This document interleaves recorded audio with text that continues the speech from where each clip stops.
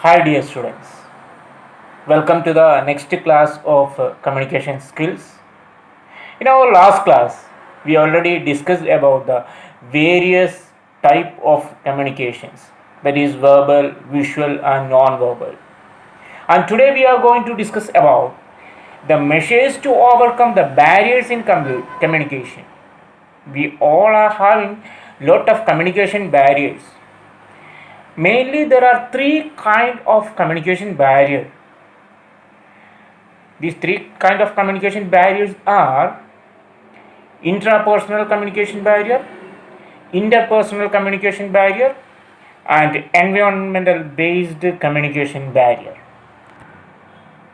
First we are going to deal with the intrapersonal communication barrier. What do you mean by intrapersonal communication barrier? Do you having any idea? Intrapersonal communication barrier is nothing but it is the barrier within our own control. For example, if an individual is born and brought up in a closed culture, if he or she is going to an open culture, there is a communication barrier. It is because he or she is born and brought up in the closed culture. Whenever he or she is going to the open culture, a lot of problems are arising. That is a communication barrier, and this communication barrier is termed as intrapersonal communication barrier. We can easily change this communication barrier because it is in our own control. And the second one is interpersonal communication barrier, which is outside an individual's own self-control. These barriers are because of either sender-centric or receiver-centric, or it may be both. It is normally happens because of the lack of trust towards sender, or the aggressive or disruptive message delivered by the sender, or it is due to the incompatible language competency between the sender and the receiver of the message, or sometimes excessive use of technical terms. The common persons are not able to understand all these technical terms. According to them, those all were jargons. These communication barriers are known as interpersonal communication barrier. So we already discussed two types, that is intrapersonal communication barrier and interpersonal communication barrier. And the third one is environmental based communication barrier. As the name shows, it's a barrier because of the environmental scenario. There is maybe a huge and unmanageable audience, or screeching microphone, or excessive use of or interruptive telephonic or mobile phones, or because of a snail paced internet connection, poor internet connection. Nowadays we are facing this poor internet connection, right? Whenever we are taking the online classes, because of this poor internet connection, the connectivity is lagging. There is one of the typical example for environmental based communication barrier. Next is the factors causing this communication barrier. Lot of factors are causing this communication barrier. One is lack of planning. Whenever we are going to communicate with any other persons, we have to plan appropriately. Second one is a lack of trust. That is, the relationship between the sender and receiver plays a vital role in this communication. Next one is ambiguity. Ambiguity means sometimes the receivers does not correctly understand the proper meaning what the sender is intended. Such cases are known as ambiguity.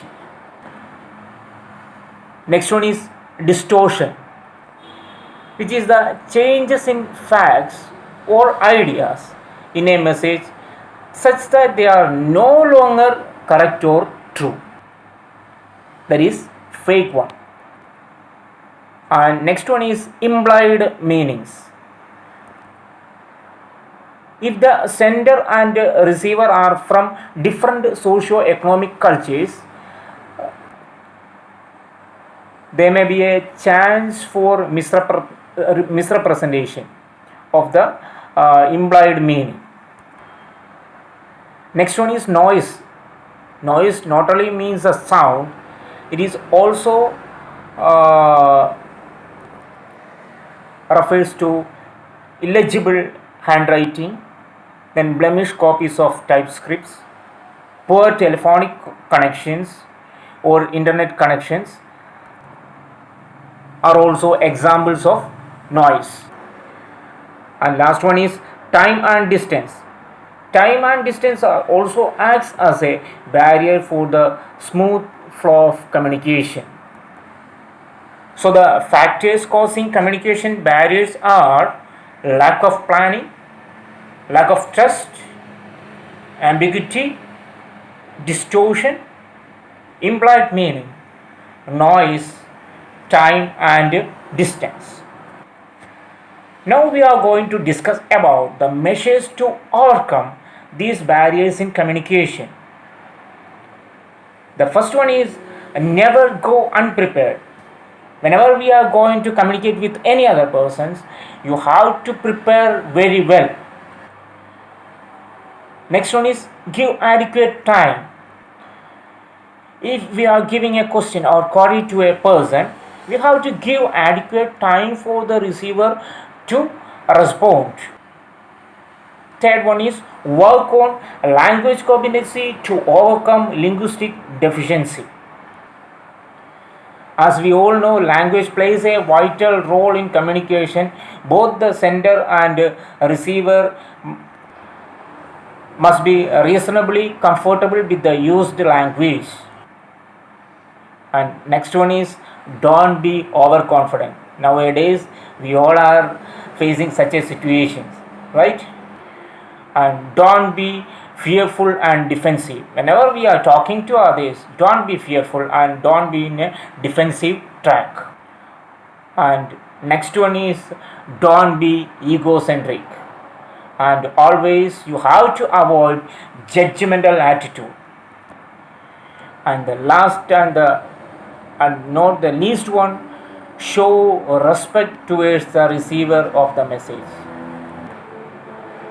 Whoever it may be, make sure that there is a mutual respect between the sender and the receiver for a successful communication. Next, we are going to discuss about the principles of effective communication. For an effective communication, there are 7 C's. The first C is clear information. Clear information means you have to choose short, familiar words, understandable for the user and the sender and the receiver.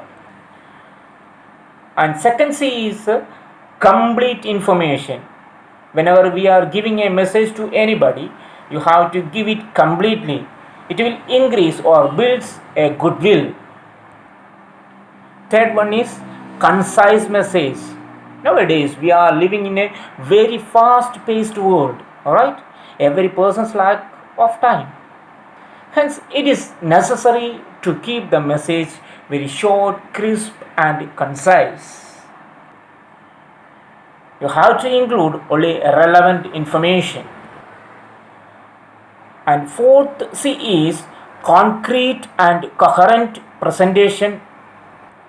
It facilitates easy understanding and produce the desired result. Next one is correctness of fact. Nothing could be more dangerous than an incorrect message. Make sure that whatever you communicate is correct to the best of your knowledge and faith. Next C is consideration of the message and the receiver. Whenever you are creating a message, make sure that you have to understand the level of the receiver. You have to consider the level of the receiver. Then only you have to make a message. And the last C is courtesy towards the receiver. That is, always respect the receiver and be courteous to your receiver, whoever it may be. So these all were the 7 C's of an effective communication. What are they? Once again, clear information, complete information, concise information, concrete and coherent presentation, correctness of facts, consideration of the message and the receiver, then courtesy towards the receiver. Like verbal communication, basic writing skills are also very important in communication. Apart from the 3 important aspects of writing skills, such as using correct grammar, selecting right words, and forming easy sentence structures, there are 4 other essential elements of effective writing. They are solid structure, crystal clear clarity, candid consistency, and selection of the right medium. First one, solid structure. A very good writing should incorporate 3 structural elements, that is, an introduction, a body part, and a conclusion. Next one is crystal clear clarity. If we are sending an ambiguous message or a confusing message to a receiver, normally what will they do? They will just simply ignore it. So always be crystal clear clarity. Messages with crystal clear clarity should be sent to your receiver. Candid consistency means it makes your message focused and orderly. And fourth one is the selection of the right medium. It is the choice of medium of communication is very important factor in this modern world. Hence choose the medium that best communication your messages. Next, for writing skills, we need to create proper sentences.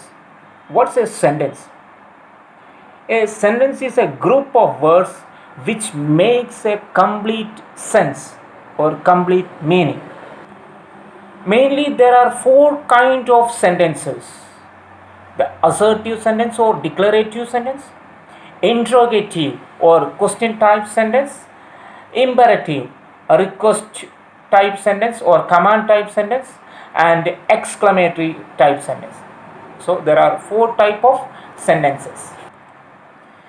The first one is declarative. That means if we are making a declaration, for example, my name is Filson, I am a computer science teacher, or I am a student. These all were declarative type sentences. Second one is interrogative type. Interrogation means question type sentences. What's your name? Where are you coming from? These all were different type of interrogative sentences. And third one is imperative type sentences. Imperative type sentences is nothing but it is commands or request. For example, will you please give me your pen? Get out from here. These all were different type of imperative type sentences. And the fourth type is exclamatory type sentences. Exclamatory type sentence means if you are expressing your feelings, oh, what a wonderful flower it is. Oh, what a wonderful person he is. These all were exclamatory type sentences. For creating a sentence in a proper way, we have to go through the parts of speech. Words in English can be classified into 8 parts of speech. Yes. Noun, pronoun, verb, adverb, adjective, preposition, conjunction, and interjunction. First one is noun, which names a thing or a place or a person. For example, India, pen, teacher, Sachin Tendulkar, etc. etc. Second one is pronoun. Pronoun is a word which is used instead of noun. For example, I, you, he, she, some. Next one is verb, which is an action word, or it defines an action or a state. For example, the bird sang. India is a country. He is sitting on a chair. Here, sung, is, sitting are examples for verb. Next one is adverb. Adverb is a which describes a verb, an adjective, or an adverb. My dog eats quickly. Sachin plays nicely. Here, quickly and nicely are example for adverb. Next one is adjective. Adjective is a word which describes a noun. For example, I have 2 dogs. He is a good boy. Here, 2 and good are examples for adjectives. Next one is preposition. Preposition links a noun to the other words in a phrase, clause, or a sentence. For example, we went to school on Tuesday. Here, to and on are preposition. Look at the board. Here, at is the preposition used. Next one is conjunction. As the name shows, it joins clause or sentences or words. I like pizza and burger. Here, and is an example for conjunction. I like sandwiches, but I don't like pasta. Here, but is an example for conjunction. The last one is interjection. It is nothing but short exclamations, or sometimes it is inserted into a sentences. For example, oh, well, I don't know. Here, well is an example for interjection. Ouch, that hurts. Ouch is an example for interjection. By using these kinds of sentences, we are able to create paragraphs. Paragraphs is a group of sentences dealing with a single topic. This is all about our first chapter, that is communication skills. Hope you all understand. Our next chapter is self-management skills.